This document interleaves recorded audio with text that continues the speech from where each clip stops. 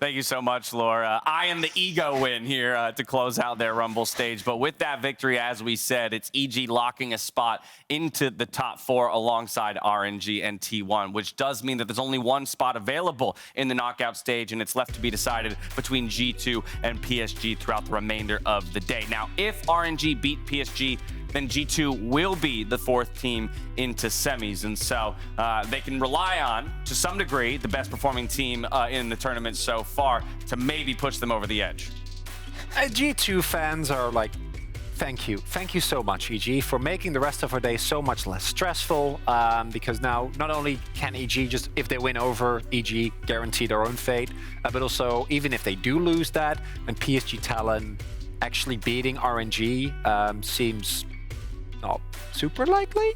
Yeah, this is important here. 50% of the scenarios remaining result in no tiebreakers. We have a maximum of 2 tiebreakers here at the end of the day. It's also important to note, Emily, that while EG has locked top 4, the highest possible finish they can have is actually all the way up in 2nd place. So there's still a fair amount of shuffling that can be done in terms of how those top 4 play out, and ultimately what our semifinals will look like then in terms of the seeding. Yeah, and that's really unlikely because it would require a Saigon Buffalo win over T1, which would still be a massive upset, even with what we've saw from them previously. Don't look a gift Buffalo in the mouth, okay, I Emily? know, you're right.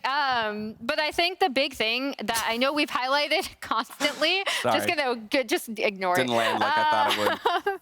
is that first is so important because of who you get to face, right? So I think that is the big thing for me, is like RNG are almost, they're entirely in control of their own destiny for that 1st place spot, and then you don't want to end up in 4th. All right, well, there you have it. We'll see if the Buffaloes can get it done as they step onto stage in our 3rd game of the day against a very tough opponent in T1. We're back over to the casters for the call. Thank you very much, Dash. We are here for the call. Oh, we're going jacketless. You told me I didn't have to impress anyone. That's true. You don't.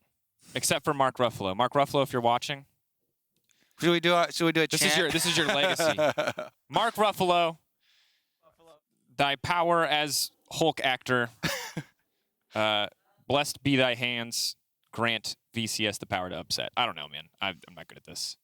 Oh, that's a lot of T1. Spam this Ruffalo to help the Buffalo. I got you, bro. There you go. There it is. That's a lot. That's a lot. Snappy. That's what we like. There it is. Spam this Ruffalo. Let's see if they can do it, if they can keep it going. Honestly, they have had such strong performances, towards the very end of this Rumble stage. Just when it doesn't matter, pulling out so many stops. See if they've got one more left. When you take the Buffalo off the leash, it's going to cause some damage. Oh, yeah, it is. All right, let's see what else they've got left here. Really enjoyed the previous drafts in our 1st game. Swapping the Gwen into jungle, into BeanJ's hands. Then he was able to get an early kill on top of his full clear. Just the dream start for him. Versus T1, though, pretty tall task. Definitely a very tall task to Blanc band away. Remember, stakes for this game, Saigon Buffalo are out. They're just playing to upset. T1 are already in, so this win is important for seeding. Not immediately impactful ways. They don't lock themselves out of anything by losing here. But you'll see the specifics as the day progresses. So for T1, it is a win. It does matter. It is not a do-or-die game by any means. And obviously for Saigon Buffalo, they are playing for the pride of their region, for the pride of Mr. Ruffalo, and that's about it. So Ari, Lucian gonna hit the bench. Zoe, Kai'Sa taken off the board. I like to see it, not because I think it's ban-worthy, but because it's been a bit underwhelming this tournament. Wukong also hit the bench. Gumayusi has been underwhelming on quite a few champions, so... What a transition. Honestly, even with the Kai'Sa banned out, that's probably where I would set my sights as a Buffalo. Shogun and Taki have been 2 of the players to do it the most at MSI too. Even when Buffalo lost their game versus T1, their bottom lane sent a message to Gumayusi and Keria telling them, guess what? People may be heralding you as the best bottom lane in the world, but you're nothing to us. They 2v2 killed them many, many times. It's going to start out with jungle, though. I like opening most drafts with jungle early, so you don't have to show anything. Viego, I've really cooled off on. I actually prefer the Lee Sin side of it, though. We'll see what Oner goes with. He has pulled out multiple Vi picks as well against them. So We shall see. Interesting to track. Of course, I like it in the sense that you are taking away from Oner, who I think has been the best performing Viego alongside Wei. But Wei, though, Yeah, Wei and him. He and Wei are obviously the two that I would like, okay, you can always pick this. Everyone else, it's a bit more of a question mark for me. But the Gwen, again. no surprise, Gwen, again, feels like the premier safe blind pick top laner. TF, So, don't love it, but it is an incredibly powerful champ. To you, has TF been a bait pick? Because this has been a debate going around. I definitely love having that map priority, being able to go up, especially to a Gwen lane, get early pressure up there, or protecting Gumayusi and Keria. But it has not found that much success and has had so many answers. Silas, Galio have had significantly more success. And if the Buffalo lock-in Camille plus Galio combination, that is definitely one of my favorites. That is so easy to use, so easy to coordinate. You don't even have to say anything. The entire team knows.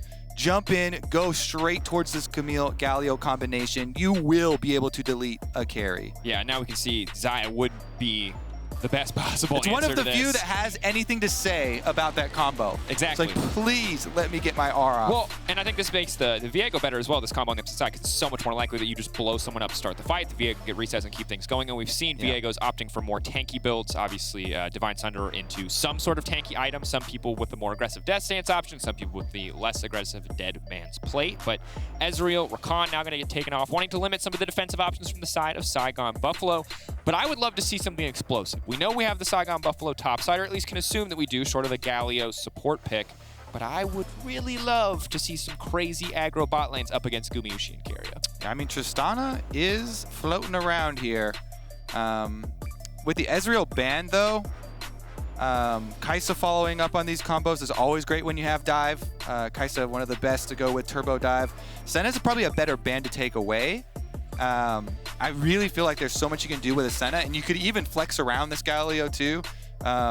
A fed kind of bottom lane support Galio getting extra money would give them more options. So Senna ban, I actually really like that. Ooh, Ouster. I'm riding a little bit high on the Nocturne performance last game, and I see the amount of semi-globals, and I see the potential here for an Oner Nocturne. I just want to call it out. Nocturne is another way where you can actually have some counterplay against Camille Galio. Because if you use it really early, then you can deny the initiation from that team, and it gives you an opportunity to try and use your double combo with Twisted Fate plus Nocturne. So I do like that call out. Doesn't seem like it's going to be the direction that T1 want to go, though. Poppy, obviously much more utility-focused champion. Love having the steadfast presence. Didn't love it with the G2 comp. We didn't have any priority ejections with the champ. Didn't have really any interrupts either. So hopefully for T1's sake, Oner can have a better use of it this time around. There's our Kai'Sa for the dive to really complete the turbo dive comp and give Shogun a lot more possibility for getting that spotlight. We've already seen with his play. He does not hesitate to jump in with the killer instinct, no matter what AD carry he is on. Ooh, and to round it out, we would love some more initiation. Some Nautilus action would make perfect sense. But it's going to be full team fight. I like it so much. Because, Kobe, here's the problem with Nautilus. Gwen, immune. Xayah goes up in the air. It stops so many of the characters that you want to hit can ignore the Nautilus. But if you get those cooldowns out of the way, then Galio Camille, is in the open, is free. I do love, Taric, though, just gives you more time to utilize it. It's like, okay, we're locking you in the cage, and then we're also all immune to damage. I like it, and I like strapping a stun to the back of a Kai'Sa a lot, especially in mid-game, especially Twisted Fate. Yeah, he gets to hold most characters at an arm length, but a W hits him from downtown, a Kai'Sa zooms in with a stun on her back. It's a dead TF. Very good second counter initiation pick here, though, with the Renata. Renata best picked into full dive teams, best picked into melee-heavy teams, and this is definitely that. You will get very good use out of this ultimate. Keria was one of the first players to jump on this champion, started spamming it, so excited to see what he can do with it. Similarly, often we've seen Shogun and Taki get very aggressive early on, and there's still a potential to do that, but it's going to be very hard past any full all-in with flashes committed for Taric Kai'Sa to do a lot against a Renata Xayah lane, because they just have the range advantage. Taric, very good into melees historically, but against range champions is going to have a hard time hitting minions to stack up past Q stacks so he can keep his support healthy, and obviously very mana-hungry champion as well. Yep, they're pretty much building fully for the team fight. It's a team fight comment. Every member over there is looking at team play. Forgoing the ego. Drop the ego, Daniel. You don't have always pick for your lane matchup. Is that Play for the team is win. that what we learned from the EG win? Was don't pick for confidence? No, play on the ego. Pick for ego, baby. Here we go. Remember, this game, not big stakes for either side. However, T1 can stay in the running. There is some chance that they get a tiebreak for first. It does require RNG to lose both games and T1 to win both games. So there's a lot of complex scenarios. If you want to track them, at LOL Esports Stats on Twitter. There's a foldy sheet you can follow along with at home. We won't get into the nitty-gritty of scenarios. Instead, we'll focus on what could be just an absolute banger, even if the stakes aren't there. To me, the stakes of beating FLICKR at an international competition in a game is pretty good stakes in itself, especially for a team that's so young, like we said for the Saigon Buffalo here. Youngest average age team at the entire tournament. If you beat FLICKR at MSI on your resume, it's definitely, that looks good. You put that one towards the top, I'd say. Yeah, I mean, the thing is, once you're not in contention for the next place in the tournament, you're like looking at the bounties. And there's a permanent FLICKR bounty. You beat FLICKR, that's like 100 career points. Everybody wants that on their resume at least once. Rookies on there for sure too. Career points. Love it. I don't know how. Is this going to be a new currency that we have to spend? Yes. Oh, Froggy punches him over the wall, but FLICKR hot on his heels. Ooh. Card after card after card. The movement just outside of the taunt area. Drakos, where are you, my friend? I'm smashing you in the play-by-play commentary. You're unleashed. I mean, I'm just going to lead. Hold on. I'm just going to. You just do both. Honestly, though, Froggy has been so impressive in the last couple days, especially there for the Saigon Buffalo, and a big part of why they're on this recent surge, and they're feeling so much more confident now. I love even going for that early trade where usually you leave it to the TF. Stun to Keria is big, getting a little bit of a fire back here, and I think it's a good call out because I think we had the PCS and the VCS had some similarity in terms of expectations where we weren't really looking at the mid laner or the mid jungle to be the big difference maker, especially after Shogun and Taki were so incredibly explosive. But it feels like both of those teams, both of those mid laners, have really stepped up over the last few days, and we'll see what they can do. For now, obviously, TF Galio, outside of 8 or 9 sequential auto attacks, play-by-play casted by Kobe, is not an entirely thrilling mid lane matchup. It's mostly about the minions, much less about the champions, at least for a few levels. But we'll see. Maybe Froggy can use that Predator to get out of lane. Yeah, I mean, we saw Xiaohu do magical things with the Galio, not even involving the ultimate, just with the roams with the rest of his team. But as you also highlighted, there are less exciting pieces on the other and the playmaking, positions on the map. For junglers and supports, both of these supports, well, never mind. Hold That's back. a kill. Taki flashing back. Oner gonna go down. Keria grabbing the kill. Taric there for the team fight, but the lane phase is hard. As I was saying, Keria monster with the Renata, and topside the action continues. Zeus, good magic damage shield coming in from the adaptive defenses. 3 stacks 4 now. Zeus can get a little bit of health back. BeanJ should just be able to grab this one. Zeus is trying to move in and get the kill. No, why did you walk in, Hasmed? Oh, that was no. I feel you, BeanJ. I'm pissed. I'm pissed for you. I've been there so many times. Jungle comes up. Hey, I've got this kill. Just don't die. Don't walk up. Zeus has Ignite. He cannot get away. He has no flash. And yet you walk up and let him ignite you. Not a good look.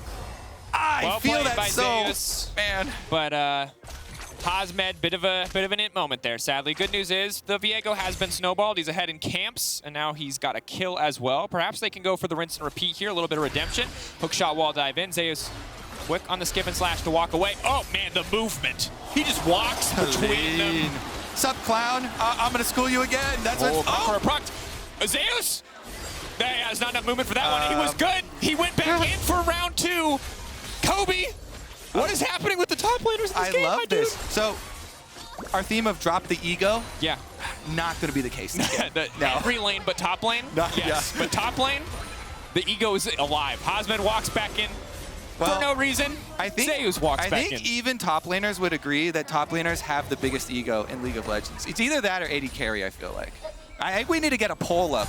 Bigger egos, AD carry mains or top lane mains? Honestly, I feel like it's the top laners. And we saw it swing both ways there. Zeus goes back in. wanted to make him look silly again, but in the end gives the kill back, and you can't be giving money over to the Saigon Buffalo. SKT still have a fairly comfortable lead, but now 2 kills onto BeanJ, and last time BeanJ got this much success early on, he was on the Gwen, and they won the game. Kobe, I've been informed we actually cannot get a poll for bigger egos between AD carries and top laners. Well, I'm just going to be the only vote then. Since there's 2 of us here, we both get to vote. Here's the poll. I vote for top laners. Don't do this to me. What's your vote? What's your vote? I'm being peer pressured into top laners, but I feel like in game it's the top laners right now, but from speaking to players, AD carries, that's what I thought. They like a lot of resources. That's what I thought. You know? All right. I was bullied. That's what it was. Yeah. Okay, so the real answer is it's us junglers, and we're just like... It's always about you guys. I'm projecting hard right now, huh? Okay. Meanwhile, it is going to be a tale of level 6s for the mid lane. Finally, we get to unlock some of these playmaking mid lane abilities here. Ultimates available for Froggy and FLICKR. They're trying to bait. They walked up. Maybe faking the roam, hoping to catch FLICKR. I'm a frog. I'm a chicken. What am I? It's hard to say. It's a frog in a chicken suit. That's the true answer. There we go. That's a biology class experiment I never did. All right, Oner comes to play as well. Who's going to bait who into a fight? Looks like it's going to be top lane again. Early moment here. FLICKR is halfway up the river, though, and that's far enough for Twisted Fate, so BeanJ knows he can't go for it. And big. I feel like BeanJ really wants that level 6, obviously the ability to be unstoppable, and that ultimate gets him out of so many difficult situations. So we'll go back to his clear. About even with the Poppy now, but obviously way ahead in gold in terms of kills. And as expected on the bottom side, Taki does continue to suffer. Range advantage for T1, champ advantage for T1. Taric is... Bottom lane canyon, what the heck? We're having fun, Daniel, looking at the top lane. Guess what? Looks like, ego or not, Gumayusi is turbo blasting bottom lane after the early kill there from Keria. My God, and I got that CS. Yeah, I don't want... The problem is the champion. Taki can't, unless the enemy team just AFKs, Taric just does not do anything against these 2 champions. He dies under tower. He dies under tower. What was that? He builds a tier. He took the handshake. Yeah. You don't want a handshake. You want to stay away as the Taric. So things might get a little bit better once we get to level 6, once there could be some jungle attention down on the bottom side. But for now, red buff taken away. BeanJ, no, yes. Does manage to get it. Oner wants to knock him into the wall. Knock back on the blast cone, though, is huge. It allows him to just ult out to safety. But here comes FLICKR. FLICKR going to be isolated in the 1v1, though. BeanJ, if he sees this opportunity, maybe they can get something done. Galio coming in as well. Froggy instantly going to retreat. So the saddest part about that play is that now with both mid laners using their ults, we are less likely to get our exciting play on the other side of the map, but Oner wants to continue on the play. Level 6 Poppy coming in hot. Could be big. Stealing the blue buff away from the Galio is impactful. BeanJ is going to take that one out quickly. All sides retreating down to the top lane tower, and FLICKR can roam back to mid lane. Renata's there as well. Keria roaming up. Taki coming in too. So Froggy has no teleport, so this not only gives Rift Herald priority to start for T1, actually they call that one off, but it allows FLICKR to push that mid wave in. So again, it's going to be a support absorbing a mid lane experience as Taki has left the bottom lane. Decided the best way to fight a double range matchup as Taric is to leave. Which I think is the right call, except he does need some XP and he's going to have to take it from somebody. You know, Shogun's going to get that time to farm isolated. The difficult thing right now for Saigon Buffalo, while they are going even in kills, is that Hasmed might be in trouble here. Flash in, Oner going to knock him into the wall. Good Camille ult in response, but here comes Zeus. Hasmed gets burned down. Clean kill pickup for T1, extending the gold lead to 2,000. All right, this is going to be a difficult Gwen to deal with.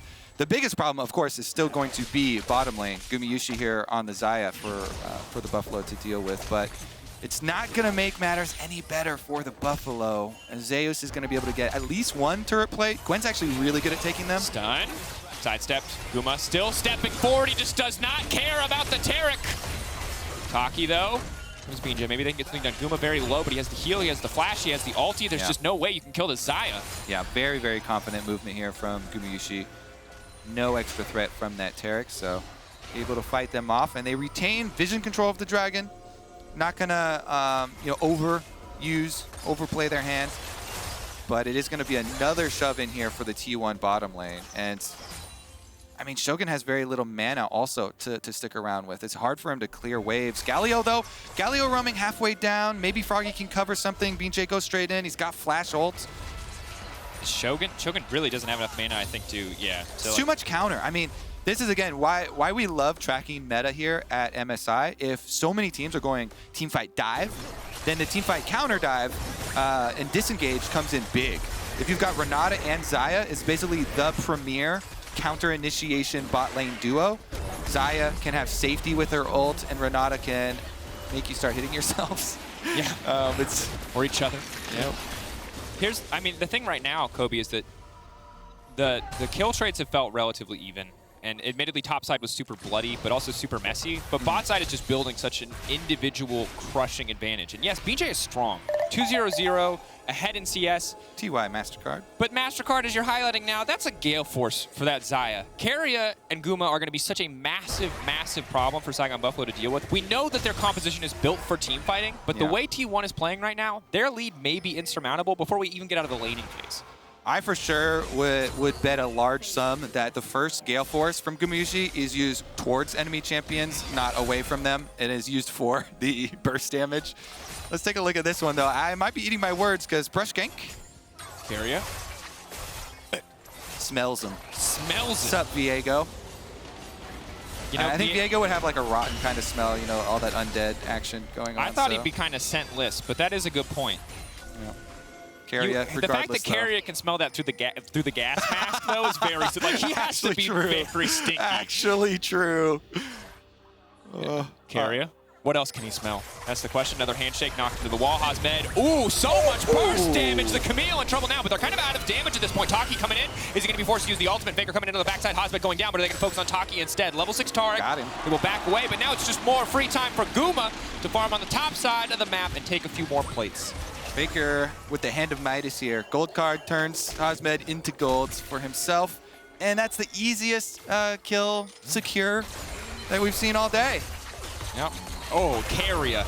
Absolutely ruthless. Taric going in to kill Shogun. Taki versus Shogun as they've turned against each other. BeanJ desperate to tear it back. Keria is going to be in trouble here. They're trying to finish him off. That's going to be the reset. That's going to be one. Here they go. They've got the fight. Zeus on the backside. Shogun needs to get the hell out of dodge. Hex flash over the wall from Oner. FLICKR now running. Stun card comes in. Ignite now goes down. Maybe if they can burn down T, if they can start to turn this back. Viego getting another reset. Goes in onto Oner. Needs to take the clone so he can get the ult reset, but doesn't have enough time. Goes in instead for the Poppy. Now can use the steadfast presence. Running into Zeus. Froggy on the way, and Hasmed coming in as well. Saigon Buffalo. They have the clock to make it happen. He goes over the wall. It's a little bit preemptive, but it does not matter. Yes, Guma got all that money, but Saigon Buffalo are firing back. BeanJ is clean, man. He catches him against the wall as the dash from Zeus comes out. He's going over it, and he pulls him right back.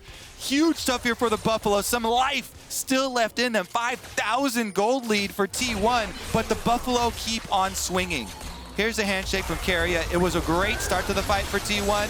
They take down Taki at the hands of his own laning partner, but the Galio comes in and BeanJ says, we can't continue to take this abuse, so they go for the kill. They get the reset for him. Kai'Sa, Shogun, use the killer instinct to secure that one. He has to flash forward, still is going to get gold carded at the tower, so he goes down, but it means that BeanJ gets alone time with FLICKR, takes him down, and then wants to finish off Oner instead of taking the time to pick up the soul, because then he'd be stuck there for too long, so chases him down, goes back here, perfect timing on that charge into the wall. Because if you get more than 50% of the way through with the dash there on Gwen, already safe over to the other side, but he snaps him back, punches him into the wall here on this side, and some hope there for the Saigon Buffalo. T1, though, unperturbed, right back to business as usual.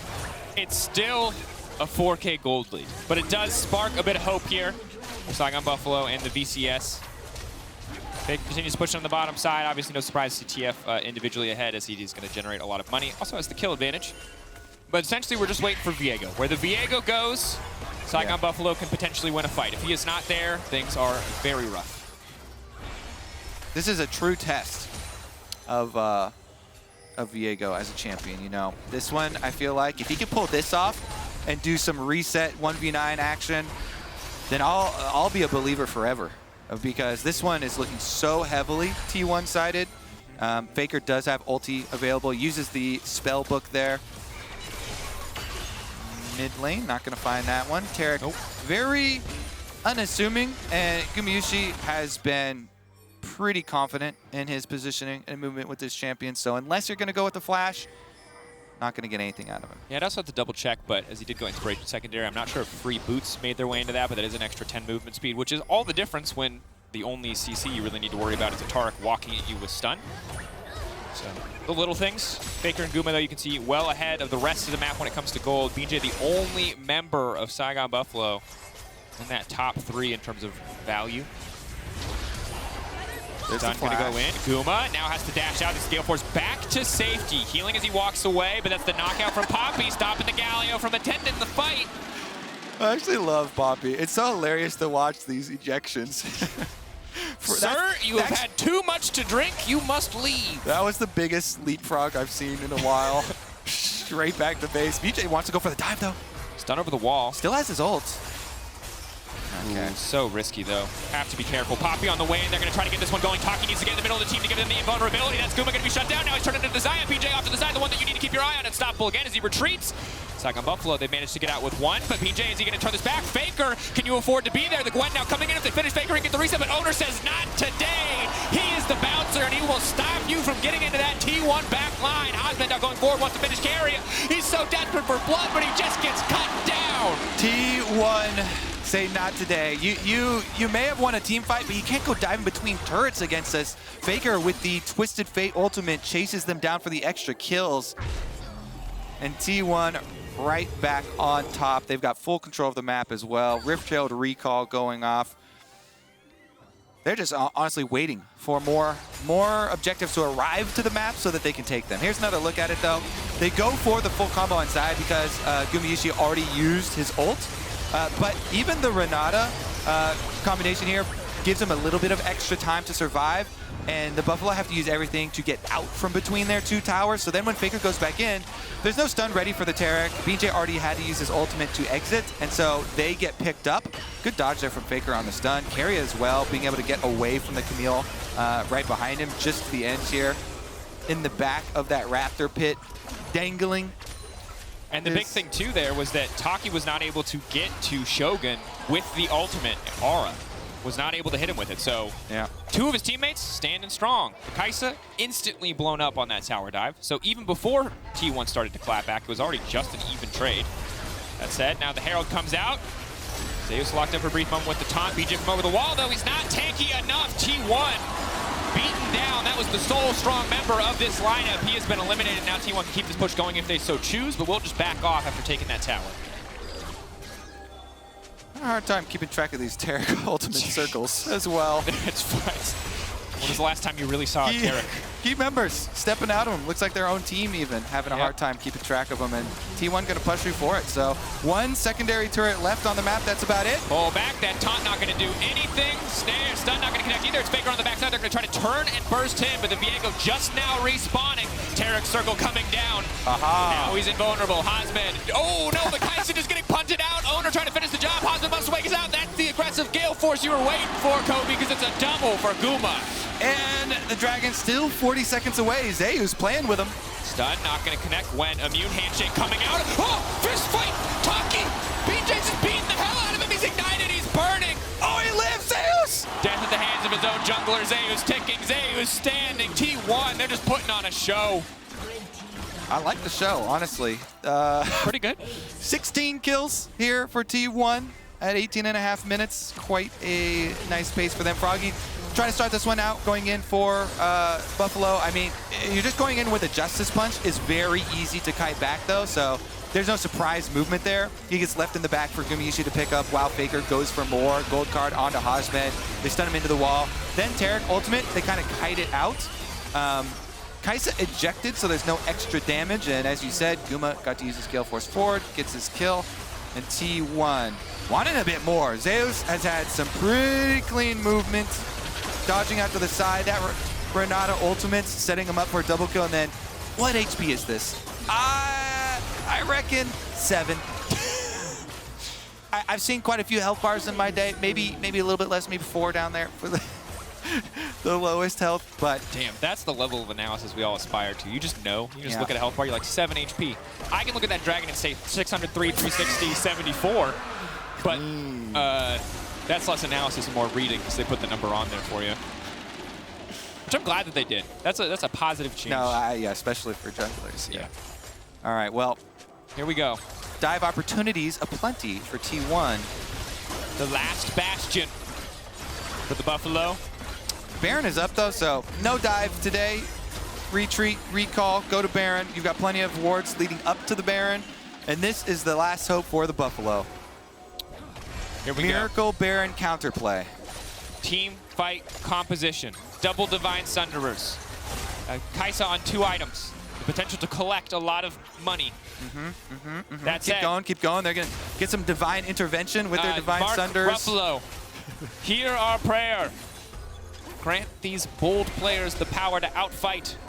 But T1, I don't think they're interested in that because they just have more money, more items, and potentially are set up to win this one because Guma remains untouched. Yes, they're going to get Keria, but it's not going to do a lot because already the team is being split apart. Keria is still standing for now. Now the rest of the damage is coming through. There's nothing here for them. Zeus on the hunt. Froggy finally making it back to the fight, but this team is already lost by the time he returns. In the meantime, Hasmed now running. Guma and Oner going in. FLICKR teleporting to a random ward on the backside, but here he is with the gold card, taking him down. The power of Mark Ruffalo is not enough because One minion T1 survives. They don't need it. the Buffalo. And they're going to go straight to Baron instead of pushing with that low health minion. Actually, I was so confused. Oh, I was so confused that Zeus let BeanJ walk away. Zeus went for a ward as this low health Viego is walking away up towards Baron, but he knew all along. FLICKR already told him, I got him. The fade away. Yeah. Don't worry, I've got him. Baron acquired That was, well. I think, what did you call that? The last, I said bash and hope, and you're like, this is it, this is the last bit of hope, and that's gone in favor of T1. So I would say we've gone from, we're in impossible territory. They say miracles happen in League of Legends. This would be one if Saigon Buffalo can find a winning team fight, because sadly, even if your entire team is invulnerable for 2.5 seconds, I think T1 still win that fight. Yeah, it's been so difficult because of the early gold gap, of course, for T1. You know, we've seen the execution attempts here from the Buffalo.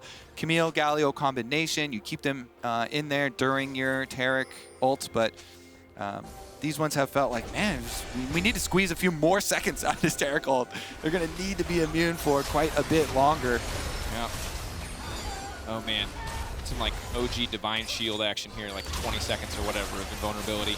How about the old Poppy with a diplomatic immunity, which lasted forever, and you could run through the entire team? I remember thinking I was a good player when I played Poppy back in the day, and it turned out that ability was just not very balanced. You also got increasing resistances the lower your health got. Nice. Not resistances, you just took less damage. It was weird. It was weird, champion. Enough about Poppy, more about Guma. Guma's about to kill BeanJ. BeanJ running for his hills. The feathers coming out. He won't quite be able to pull them back. Guma going to be frustrated with that one, but T1 going to be happy with this result. They are still technically in the race for first seed, and it might not be in their hands, but their hands are looking pretty good. That said, Oner going a bit wide. This could be the final team fight. Now locking him up. Oner has been taken down, but oh no, the Renata ult! It's perfect, and they're all just dead in an instant. Guma getting the double. Froggy goes golden, but he's getting sent right back to the pond. T1 going to end this one clean. Yeah, T1 going to improve to 6 wins here. Feeling pretty secure up there. Nexus turrets stand no chance. Yep. GG T1. They were already locked. But they are separating themselves from the rest of the pack. Obviously, do not want to be 3rd or 4th. Would love to be 1st, but even 2nd, not a bad position to be in. Yeah, that's a pretty good evaluation. That's There you about go. how I feel about all those positions. Yeah, there you go. Should I just list each Correct. of them? They Yeah. could be any of these 4. 5's been kind of lucky for me, though, so Yeah. I guess I'll wait a little bit towards 5 not being too bad. 5, not too bad. I'm pretty happy with top 4 for EG. Pretty much all the teams just watching this game, though. Yeah. As you said, no real implications for the standings In with this game, yeah. this result, and everybody pretty much looking for our next game. Certainly. I mean, the rest of the day, obviously very tense. G2 looking to find a win over EG, potentially a preview of what is to come in the bracket stage, depending on where people finish and who people choose.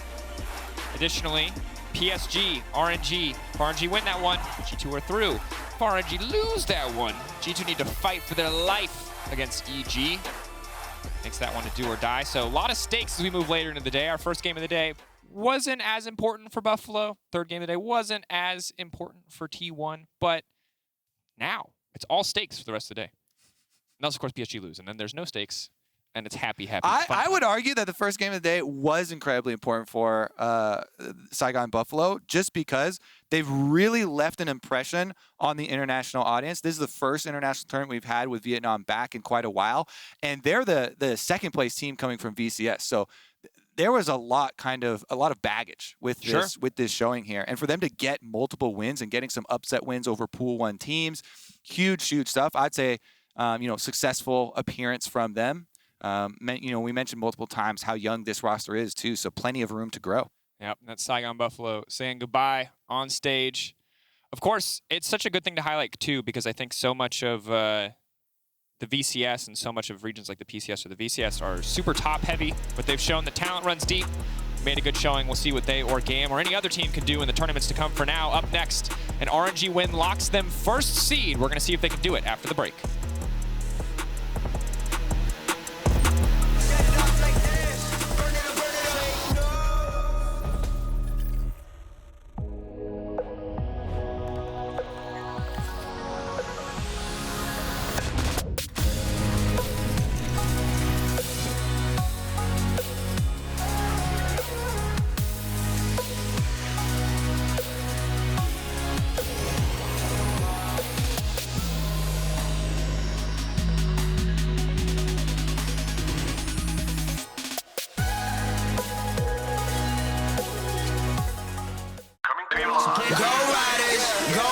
Gasoline lighters, more fire. Skid tires, blow up dynamite, need more wires. 너의 샤이들이 감호하면 조용할까 일어나면 그렇게 만들어 평 water. Set it off like this, set it off like set it off like this, set it off like set it off like this, set it off like set it off like this. Burn it up, take no.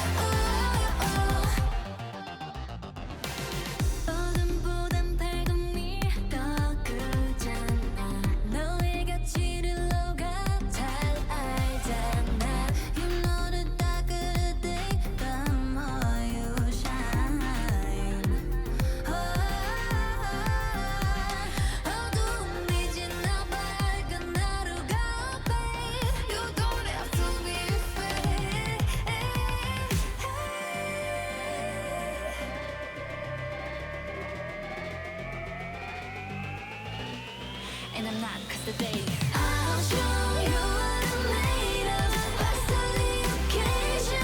Got fears when I face. And I'll show you a heart full of fire.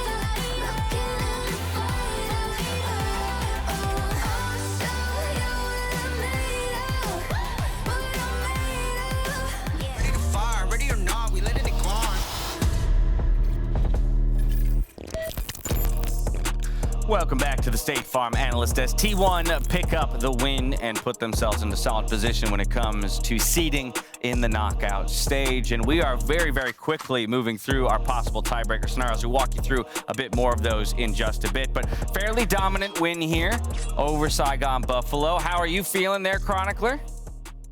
About it? I said, I think the win against Saigon specifically was kind of a given, considering how the matchup has gone up until this point. Even with Saigon looking better, I think a lot of the early game reliance that they've had is just not going to work against T1, because for all the faults of T1, the early game has just always been incredibly good.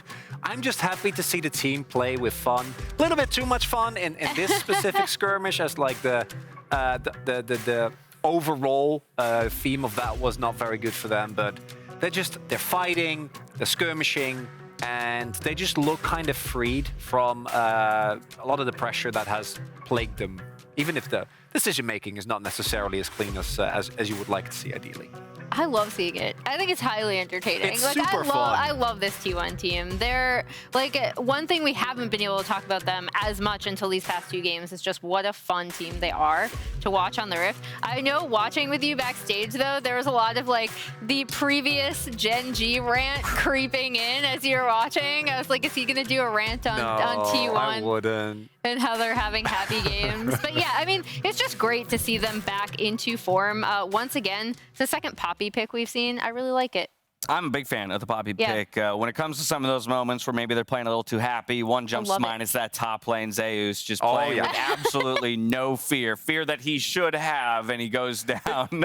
But it didn't really matter because, as you said, the early game is so good for T1 typically that the overall wallet difference was just too much to be overcome. Yeah, at that moment really frustrated me because like I keep building him up, and then he there's a really nice sidestep on the Spectrum, and then he just goes back in and dies. So that part, you were free. Yeah, you got out of there, and then he walks back in. Limit testing. But overall, I personally feel like Keria has not been the highlight that we saw him be domestically, but he's been fine. It's mainly about Guma, right? Guma has been himself extremely outspoken about how bad he felt like he was playing, and seeing them kind of lose some of those shackles here was really nice. I like that you bring the conversation down to the bot lane because they have been the target of so much of our criticism here at MSI. Again, part and because of our expectation of that bot lane and how they should perform here on the international stage, but also because of the performance they put up so far. But in this game, oh my goodness. I mean, they were absolutely laying it on. We saw, double, tripling CS very quickly in that laning phase and building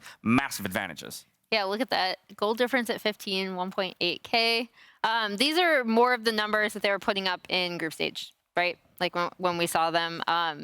It just makes me really happy, to see, in particular, the bot lane start to perform well, because I do think we've talked so much about T1 having really strong early timings around objectives, around waves, all that stuff. If the bot lane is also performing super well, it means, again, it was never that T1 couldn't team fight. It was that they were getting, the bot lane looked kind of shaky. Their compositions might not have scaled as well. Now that they're performing, closer to expectations, I still think we can see more from them, to be quite honest, because they are that good. No, they are. They're just really good. As